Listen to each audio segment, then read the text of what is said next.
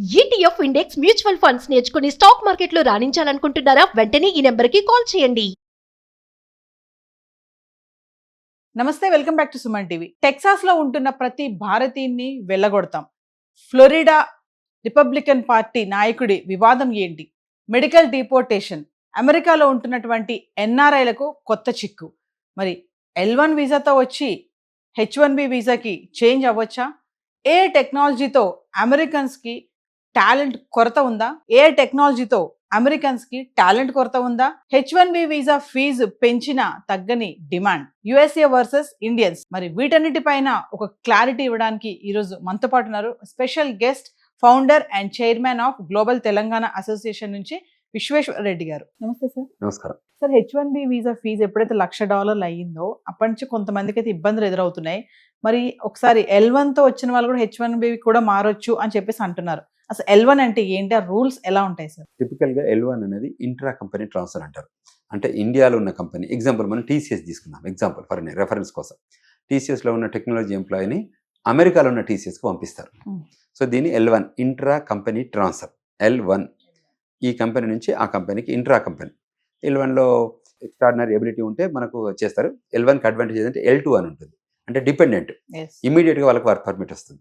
అంటే ఎవరైనా ఇక్కడ నుంచి TCS నుంచి వెళ్ళిన వాళ్ళు ఎవరైనా ఉంటే వాళ్ళ వైఫ్లకి H4 డిపెండెంట్, H1కి H4 ఎలానో L1కి L2 అలాగనమాట. H1 primary skilled worker, H4 dependent. So అంటే ఫ్యామిలీ స్పౌస్కి H4 వస్తుంది.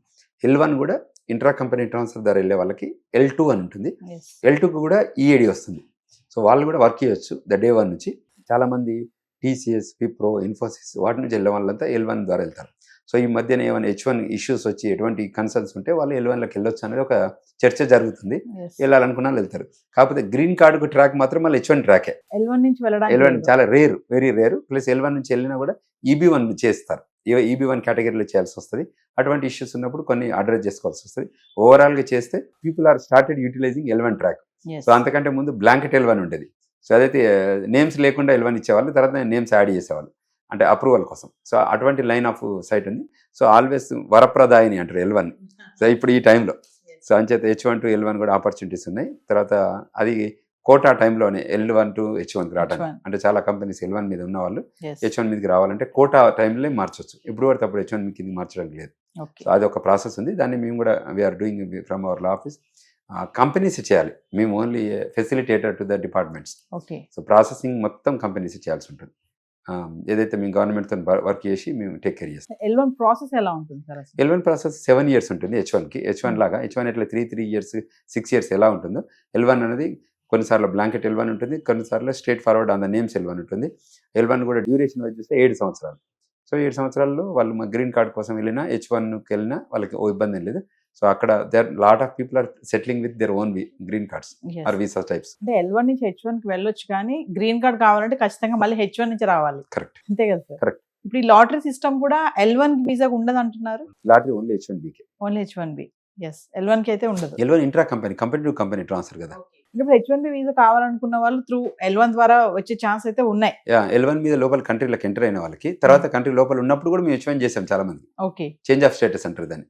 చేస్తే వాళ్ళకి H1 వచ్చింది. అచ్చా, అంటే ఎలాంటి వాళ్ళు దీన్ని మార్చుకోవచ్చు సార్? ఎట్లా? ఓన్లీ కంపెనీస్ ఉండాలి. Okay, intra company transfer L1 programme లో TCS, విప్రో, ఇన్ఫోసిస్ అనేది టాప్ నాచ్ కంపెనీస్. అందులో ఉన్న రిసోర్సెస్ అమెరికాకి వెళ్తారు కదా, ఆ ట్రైనింగ్ వెళ్ళేటప్పుడు వీళ్ళు వాడుతుంటారు, ఆ ఎంప్లాయ్మెంట్ అయ్యేటప్పుడు ఇది వాడతారు.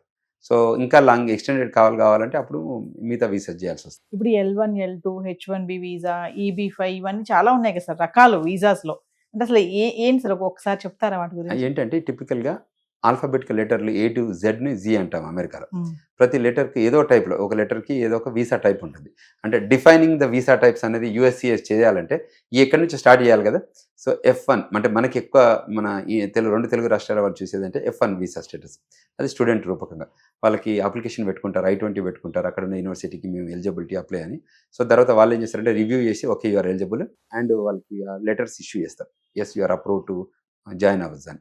సో దాని తర్వాత మళ్ళీ డాక్యుమెంటేషన్ వ్యాలిడేషన్ చేస్తారు, సెటప్ చేసుకొని వెరిఫై చేసుకున్నాకనే అప్రూవల్ ఇచ్చేస్తారు. సో దానివల్ల చాలా మంది కూడా బెనిఫిట్ అయిన వాళ్ళు ఉన్నారు. ఎవరైతే ఇండియా వస్తారో సార్, ఇప్పుడు H1B visa interview post phone చేస్తున్నారు కదా, మరి వచ్చిన వాళ్ళు మళ్ళీ తిరిగి వెళ్ళాలి అంటే ఎలా? మరి ఇప్పుడు వీసా వచ్చే వరకు వెయిట్ చేయాలి, ఇంకా అక్కడ అయిపోవాల్సిందే, స్ట్రక్అప్ కావాలి. అందుకోసం మేము చాలా కేర్ఫుల్గా అందరికి విజ్ఞప్తి చేసేది అంటే మీరు ఎవ్వరు కూడా కంట్రీ దాటి బయటికి రాకండి. కంట్రీ దాటి బయటకు వచ్చాక మళ్ళీ మంచి పార్టీలు చేసుకోవచ్చు, కానీ ముందే ఈ స్ట్రెస్లో ఉన్నప్పుడు వచ్చి వెడ్డింగ్స్ అని అదని చెప్పేసి ఇక్కడ వచ్చి ఇరుక్కపోయి పేరెంట్స్ని బాధ పెట్టి వాళ్ళు బాధపడి ఇట్లా చాలా మంది నాకు 10 కేసులు వచ్చాయి ఇక్కడ హైదరాబాద్లో స్టక్ అయిపోయి ఇక్కడ ఉన్నారు పాపం. సో వాళ్ళందరినీ మేము ఇప్పుడు అడ్రస్ చేస్తున్నాం, ఇట్లా what best we can bring them back to the United states. Okay, అంటే వాళ్ళు మళ్ళీ ఇచ్చే వరకు ఇంక ఉండిపోవాల్సిందే వాళ్ళు అక్కడే. ఎస్ ఎస్ స్ట్రక్ అంతే 100%. There is no second to it. మళ్ళీ యుఎస్ కాన్సులేట్ దయతలిచి మనకు వీసా ఇవ్వాలి, ఏదో ఒకటి అవుతుంది. ఈ 7 వరకు అమెరికా రావచ్చు. ఫైనల్ ఒక విషయం చెప్పండి సార్, డాలర్ డ్రీమ్స్ మరి ఇప్పుడు చెదిరిపోతున్నాయి అని అనుకోవచ్చు అంటారు, అంటే అమెరికా వెళ్ళాలనుకునే వాళ్ళందరికీ కూడా ఎలాంటి సజెషన్స్ చెప్తారు మీరు? మేము 100% రిక్వెస్ట్ చేస్తున్నాం, ఇక్కడ గ్రాడ్యుయేషన్ చేశాక మాస్టర్స్ కోసం హైయర్ ఎడ్యుకేషన్ కోసం మీరందరూ కూడా ఒక 2 సంవత్సరాలు రండి, నచ్చితే ఉండండి. పేరెంట్స్ నీడ్స్ కానివ్వండి, పేరెంట్స్ బిజినెస్ కానివ్వండి, ఇటువంటి ఇష్యూస్ ఉన్నప్పుడు మీరు కూడా రావచ్చు. లేదు నేను అదే కంట్రీలో ఉంటాను, నా కంట్రీలో ఆపర్చునిటీస్ కోసం వెతుకుతాను, ఇంకా గొప్పగా ఎదుగుతాను అనుకుంటే అక్కడ కూడా ఉండొచ్చు. There are types of visas, మేము హెల్ప్ చేస్తాం. ఈ లెటర్స్లో F1 అయితే స్టూడెంట్స్, H1B అయితే స్కిల్డ్ వర్కరు, తర్వాత H4 అంటే డిపెండెన్సీ, ఇప్పుడు B1కి B2 ఎట్లనో L1కి అట్లా L2, తర్వాత అట్లే O1 O2 ఉంటుంది, తర్వాత EB5 ప్రోగ్రామ్ ఉంటుంది, తర్వాత H1Bలో ఇంకా స్కిల్డ్ లేబర్లో ఉన్న డిఫరెంట్ టైప్స్ ఉంటాయి, ఒకేషనల్ ట్రైనింగ్ ఉంటుంది M3లో, అట్లా M వీసా టైప్స్, అంటే లెటర్ ట్రాక్ వైజ్ ఒక్కొక్క వీసా ఉంటుంది. సో అందులో మనం ఏదైనా ఒక ట్రాక్లో వెళ్తే అందులో ముందుకు వెళ్ళిపోవచ్చు. సక్సెస్ స్టోరీస్ ఉంటాయి అందులో. వీళ్ళంతా ఎడ్యుకేషన్ సెక్టర్ పట్టుకున్నారు కాబట్టి ఎక్కువ మందికి అవకాశాలు వచ్చాయి ఇప్పుడు. సో అంచేత అందరు కూడా రావండి. పేరెంట్స్ కూడా ఒక విజ్ఞప్తి చేస్తున్నాం, మీ పిల్లల్ని మీరు 2 ఏళ్ళు అక్కడికి పంపండి, చదివిపియండి మంచిగా. వాళ్ళకి చెప్పండి ఈ 2 ఏళ్ళ మటుకు మీకు కావాలంటే 1 ఎకరం అమ్ముతాము అంటే వాళ్ళ ఫైనాన్షియల్, లేదు అంటే లోన్ తీసుకుంటాము, నేను ఎండ్ టు ఎండ్ మీ ఫీజు కడతాను అని ఒక ప్రామిస్ చేయండి విద్యార్థులకి. అప్పుడు మీరు ఎక్కడ కూడా ఏ స్టోర్లో కానీ, గ్యాస్ స్టేషన్లో కానీ, లొక్కర్ స్టోర్లో కానీ ఎక్కడ కూడా మీరు పని చేయొద్దు. మీరు ఓన్లీ యూనివర్సిటీలో ఆథరైజ్డ్ వర్క్ చేయండి. దొరికితే దొరికింది, దొరకకపోయినా పర్లేదు చదువుకోండి. ఫోకస్ ఆన్ ఎడ్యుకేషన్, పోయిన పర్పస్ అది. ఇది కాకుండా నేను స్టోర్లలో పని చేస్తా, గ్యాస్ స్టేషన్ పని చేస్తా, గ్రోసరీ పని చేస్తా, డబ్బు అక్కడే తీసుకొని అక్కడే ఫీజు కడతా అంటే అమెరికా డిజిటల్ ఏజ్లో మొత్తం ట్రాక్ చేస్తుంది. వాళ్ళు ఐడెంటిఫై చేస్తే మనం వయలేట్ చేస్తున్నామని, లేకపోతే మనం చేసే యాక్షన్స్ని బట్టి చేస్తే వాళ్ళు పోలీసు వాళ్ళని ఎంగేజ్ చేస్తారు. Okay, thank you very much.